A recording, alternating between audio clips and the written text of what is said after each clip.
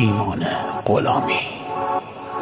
با همه میخندی حتی باشی تو جمع، تا منو میبینی یخمات میره تو هم. باشه اشکالی نداره، من عادت کردم با تو خوب بودم و گفتی که باهات بد کردم. دیگه یواش یواش ازم سراغی نمیگیری، داری یواش یواش از منم فاصله میگیری. خدا شاهده که بعد من هر کی که میاد حتی یه درصدم تو رو واسه خودت نمیخواد. اگه روت حساس بودم چون دوست داشتم به تو دردمو میگفتم، چون دوست داشتم. اگه میدیدی یه وقتی سری از کوره در میرم، آخه پشت سر در جا چیزای بدی میشنیدم.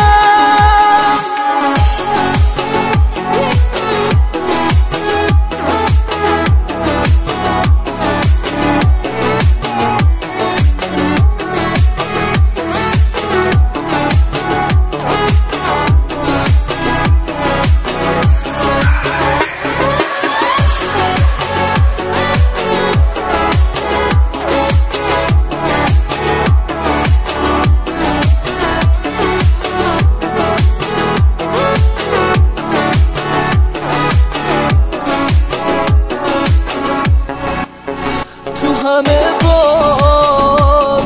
بازیایی که تو دادی به تو باختم، ضربه سختی زدی بهم، اما با سوختم و ساختم. اگه میدیدی که هر از گاه سری از کوره در میرم، آخه پشت سرت هر جا چیزای بدی میشنیدم.